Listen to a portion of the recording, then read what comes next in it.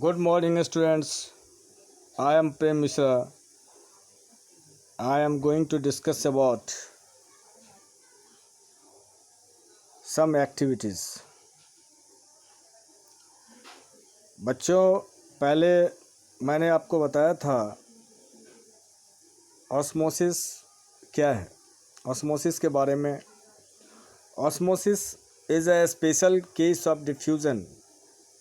Osmosis जो है diffusion का ही एक स्पेशल केस है through a selectively permeable membrane, जो सेलेक्टिवली परमेबल मेम्ब्रेन के थ्रू होता है। Now let us try out the following activity.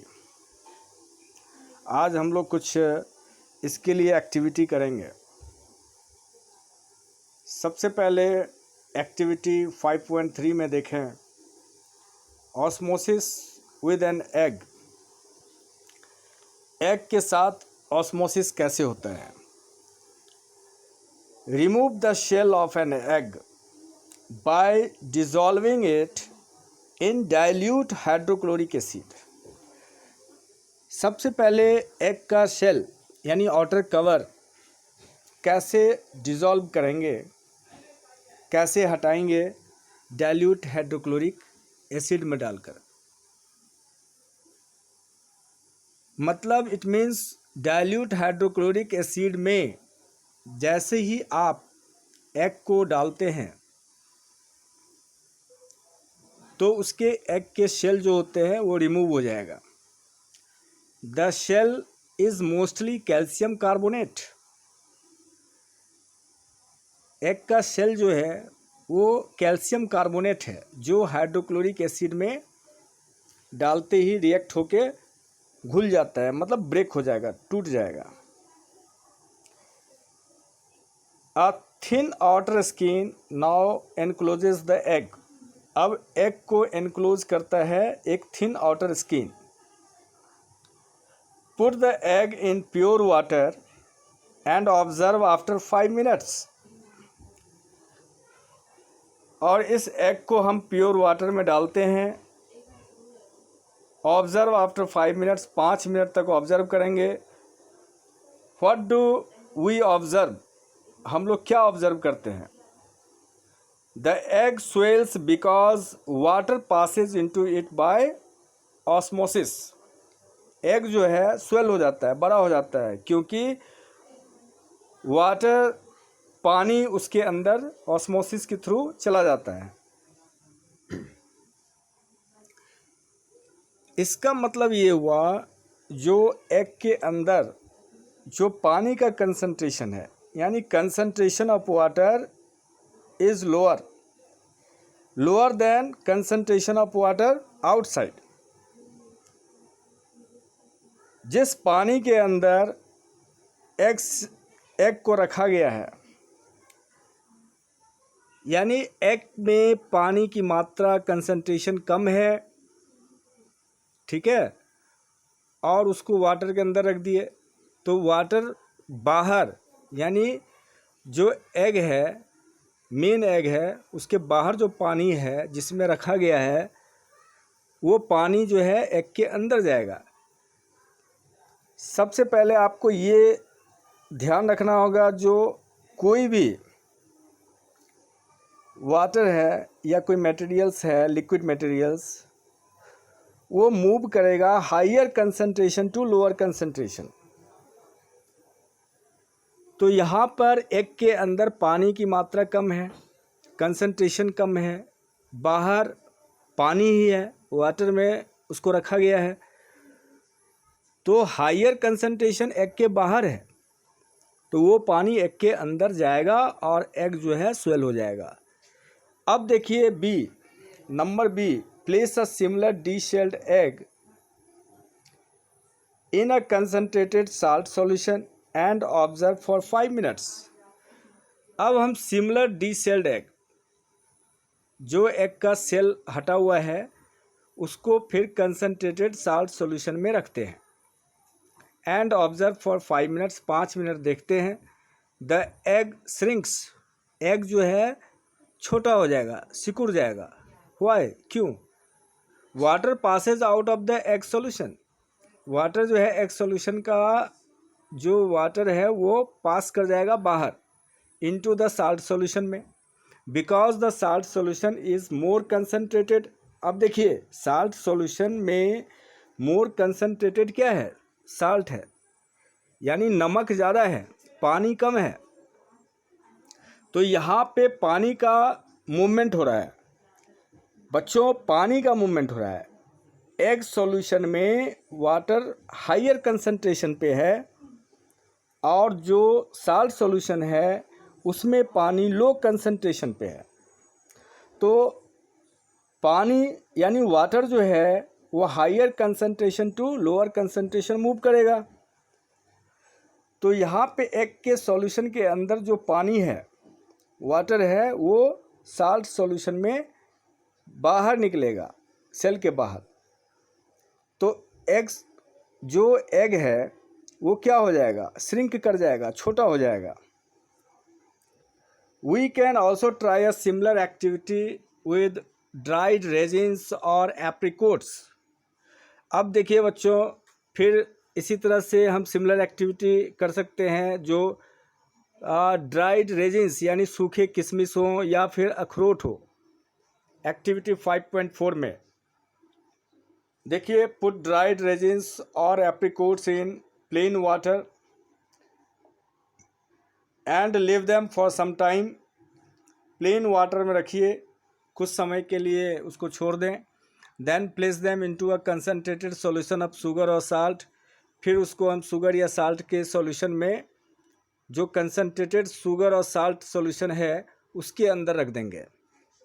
मतलब शुगर या नमक जो है ज़्यादा होगा उस सॉल्यूशन में, पानी की मात्रा कम होगी। You will observe the following, etch gains water and swells when placed in water. जब पानी में हम रखते हैं तो आप देखेंगे कि किशमिश या फिर अखरोट पानी जो है वो गेन करेगा और स्वेल कर जाएगा।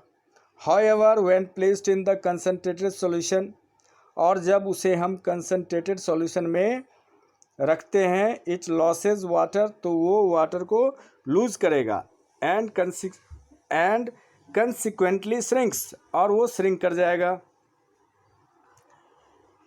Unicellular fresh water organisms and most plant cells tend to gain water. और इसी तरीके से जो जितने भी यूनिसेलुलर फ्रेश वाटर ऑर्गेनिज्म है या अधिकतर प्लांट सेल होते हैं जो वाटर को गेन करने की टेंडेंसी रखता है थ्रू ऑस्मोसिस, यानी ऑस्मोसिस के through. Absorption of water by plant roots is also an example of osmosis. जो प्लांट रूट्स है वो भी वाटर का जो एब्जॉर्प्शन करता है, वो भी एक ऑस्मोसिस का एग्जाम्पल है। Thus diffusion is important in exchange of gases and water in the life of a cell. और इस तरह से हम कह सकते हैं कि किसी भी सेल के लाइफ में जो एक्सचेंजिंग होता है गैस और वाटर का, इसमें डिफ्यूजन एक बहुत ही इम्पॉर्टेंट प्रोसेस है। डिफ्यूजन के बिना, ऑस्मोसिस के बिना ये पॉसिबल नहीं है, संभव नहीं है। In addition to this, the cell also obtains nutrition from its environment. इसी तरीके से एनवायरनमेंट से सेल जो है न्यूट्रिशन को गेन करता है। Different molecules move in and out of the cell. Different molecules जो है सेल के अंदर और बाहर जाते हैं through a type of transport. इसी तरह के एक ट्रांसपोर्ट के टाइप के through, requiring use of energy, जिसमें एनर्जी की रिक्वायरमेंट होती है। The plasma membrane is flexible. अब देखिए यहाँ पे सेल के जो आउटर मेम्ब्रेन है वो प्लाज्मा मेम्ब्रेन होता है जो फ्लेक्सिबल है and is made up of organic molecules, जो ऑर्गेनिक मॉलिक्यूल्स से बने होते हैं, जिसको लिपिड्स और प्रोटीन्स कह सकते हैं। यानी प्लाज्मा मेम्ब्रेन लिपिड और प्रोटीन का बना होता है। However, we can observe the structure of the plasma membrane only through an electron microscope। फिर भी हम लोग ऑब्जर्व कर सकते हैं प्लाज्मा मेम्ब्रेन के स्ट्रक्चर को केवल इलेक्ट्रॉन माइक्रोस्कोप के थ्रू।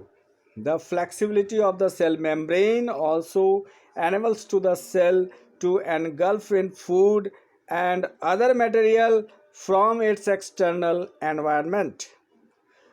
और देखिए बच्चों, इस तरह से आप सेल मेम्ब्रेन जो है एक फ्लेक्सिबिलिटी होती है जिसके कारण वो सेल को एनेबल करता है किसी भी फूड को एनगल्फ करने के लिए, अंदर जो है ले जाने के लिए, एंड अदर मटेरियल्स को फ्रॉम इट्स एक्सटर्नल एनवायरनमेंट, यानी वो अपने एक्सटर्नल एनवायरनमेंट से। Such process are known as endocytosis, और ये अंदर ले जाने के लिए जो प्रोसेस होता है उसको एंडोसाइटोसिस कहते हैं। Amoeba acquires its food through such processes. Amoeba भी इसी तरीके से फूड को, इसी प्रोसेस से फूड को एक्वायर करता है, मतलब गेन करता है। तो अब बच्चों यहाँ पे एक्टिविटी जो 5.5 में दिखाया गया है, ये find out about electron microscope from resources in the school library और थ्रू द इंटरनेट। आप स्कूल लाइब्रेरी से जो है आप इलेक्ट्रॉन माइक्रोस्कोप को देख सकते हैं या फिर इंटरनेट के थ्रू। तो अब देखिए यहाँ पे 2 क्वेश्चन दिया हुआ है, इस पे थोड़ा सा ध्यान देंगे। How do substances like CO2 and water move in and out of the cell, discuss. तो CO2 और वाटर जो है कैसे सेल के अंदर और बाहर जाता है, इस पे हम डिस्कस आपको करना है, यानी आप जो है इसको लिख कर दिखाएंगे पहले, ठीक है। सेकंड क्वेश्चन है, why is the plasma membrane called a selectively permeable membrane. Plasma membrane को सेलेक्टिवली परमेएबल मेम्ब्रेन क्यों कहते हैं। तो बच्चों अब इसका नेक्स्ट पार्ट जो है हम इसके नेक्स्ट वीडियो में आपको समझाएंगे, एक्सप्लेन करेंगे। तब तक के लिए इसमें इतना ही। Okay, thank you.